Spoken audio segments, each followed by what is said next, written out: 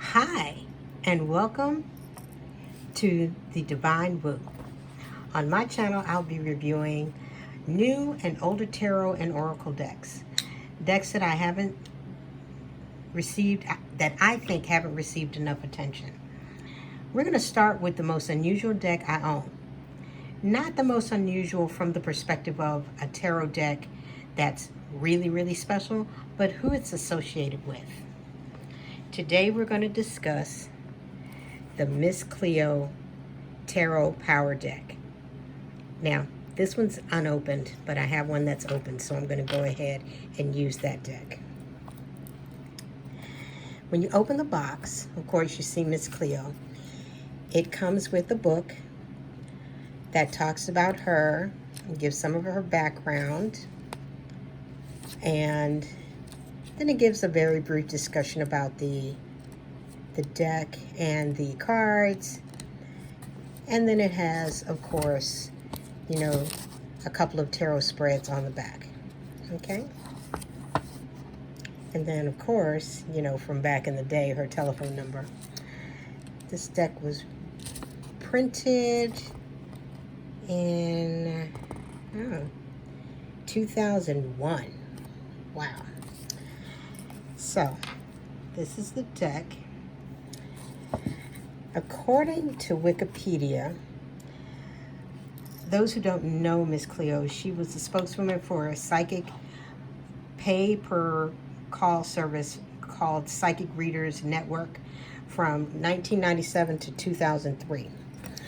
When I saw this deck online, I had to have it. The deck is a standard playing card deck. Standard playing cards, size deck.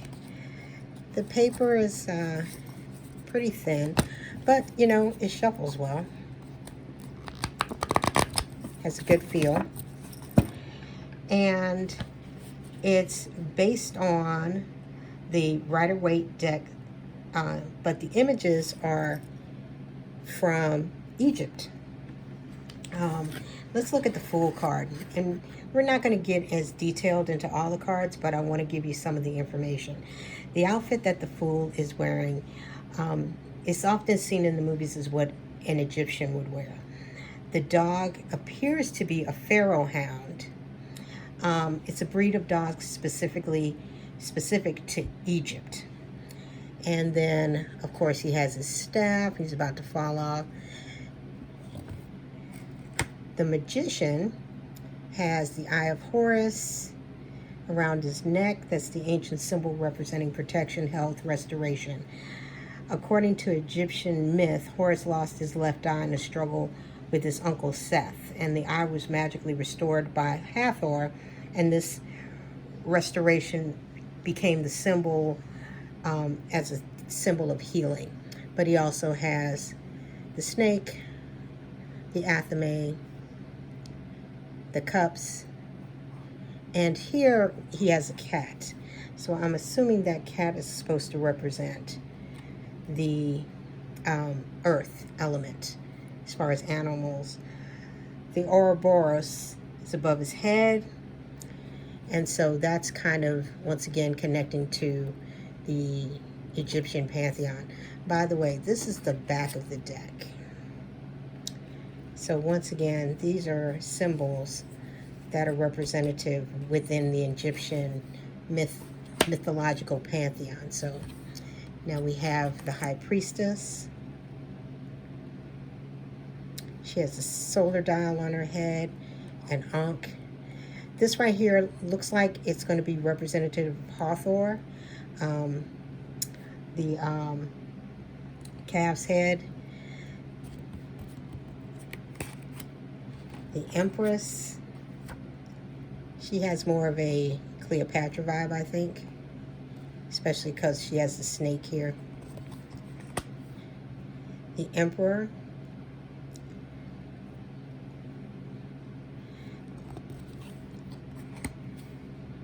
The Hierophant. And he has the Ankh here, which is a religious symbol of the masculine and feminine. The masculine here and the feminine at the top. And then we have a cat, and we have what appears to be a bird-like creature that is probably a hawk or a falcon. And this is definitely a religious leader. This looks like it's a sun symbol, but it's not a solar disc. So he's kind of differentiates him from the gods. The Lover's card.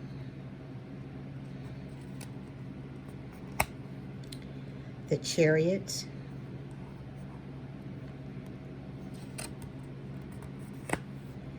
Strength. I have no idea what kind of cat this is, but okay. The Hermit. It's interesting. The sun is going down. Usually the Hermit card is in the dark and the flame is being used to kind of guide him. But the sun is still up in this picture, so I find that interesting. The Wheel of Fortune. Okay, so the Wheel of Fortune is interesting as well because we've got a lot of, once again, the Egyptian symbols in this one. We have what looks to be an angel, but we have the Sphinx here, a sword, a falcon that looks like a lion, which is kind of weird. We have the snake here, and then we have a bull. The bull can relate to Hathor once again, which is an Egyptian goddess of home, but it's still, they've combined a lot of different things here, so it's kind of an odd set of choices. Justice. Not sure why they didn't use the goddess Mahat, but these are her scales, and it looks like maybe that is a feather, and what's supposed to be here is the heart, and it's measured against the feather. So she would be a good representation of the Justice card. The Hangman. This is the ibis bird, and then a scarab down here. He doesn't have the same kind of feel of enlightenment that you see in the Rider-Waite-Smith deck, but it's trying. Now we have Death, the god Anubis. Temperance. Not sure about that. That's not the way the Ankh is ever represented. The Devil. Once again, not really sure why they would use a calf. That really is Hathor, and she is a goddess. But maybe there's a male deity that I don't know about that represents death or the devil. It doesn't look like Anubis, but maybe I'm wrong. I could very well be. The Tower. The Star.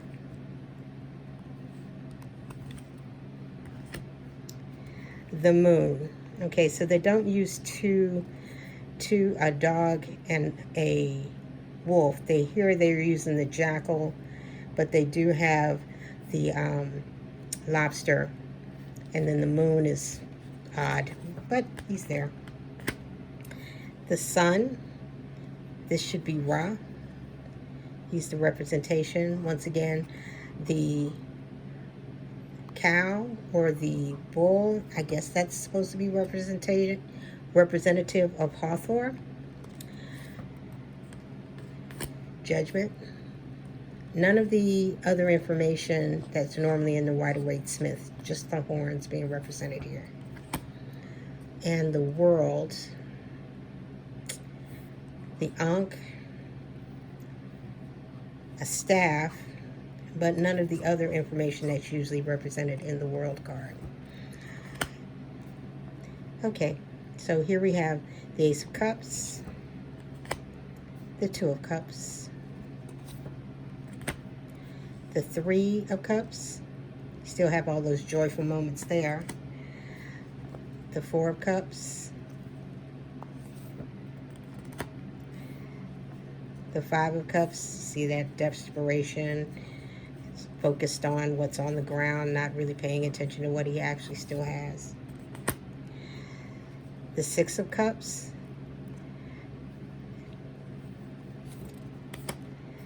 The Seven of Cups.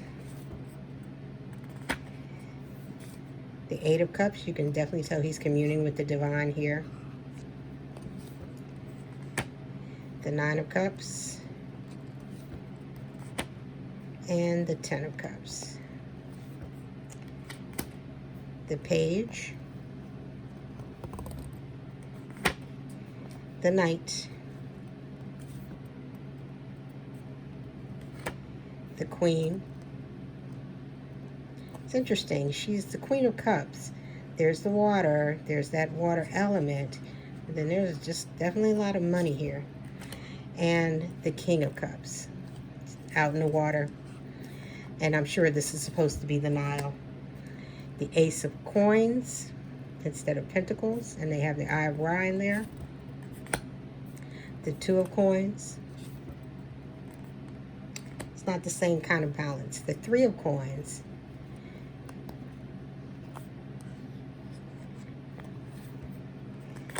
The Four of Coins. The Five of Coins. There's the four here and then the one up in the sky. The Six of Coins. The Seven of Coins. Eight of Coins. He's working. Definitely working. The Nine of Coins. And the Ten of Coins. Definitely prosperity all over this card. The Page. He's got his first... Looks like he's got his first real money. The Knight, he's advancing. He's able to share what he has and growing into his money.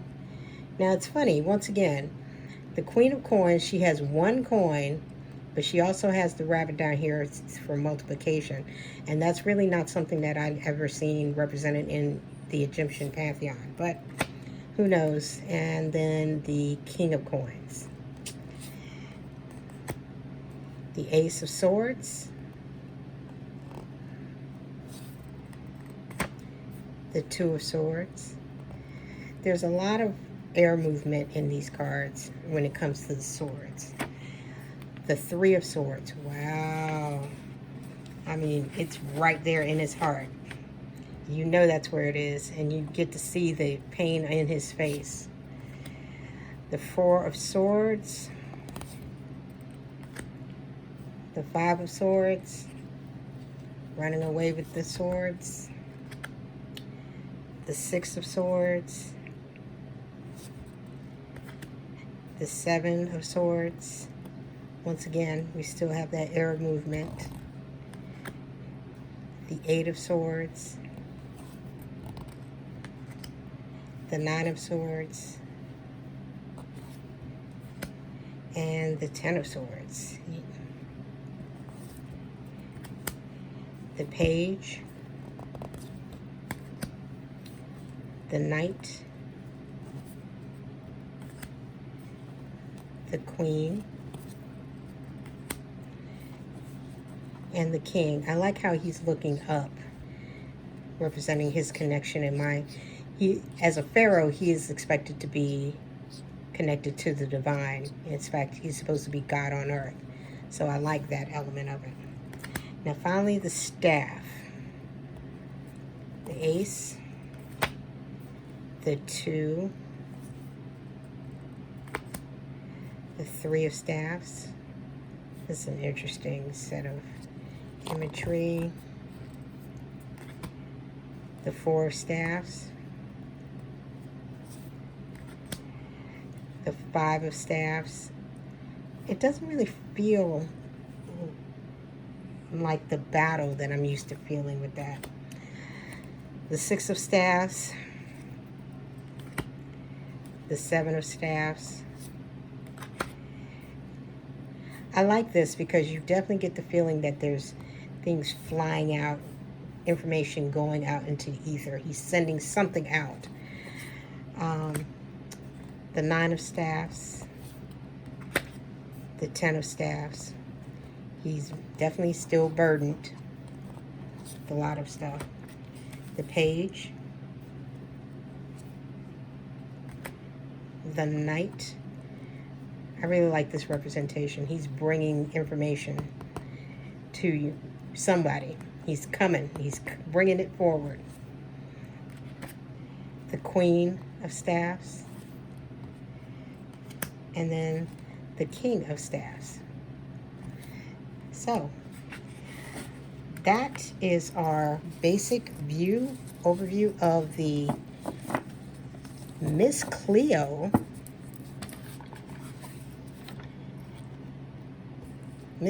deck.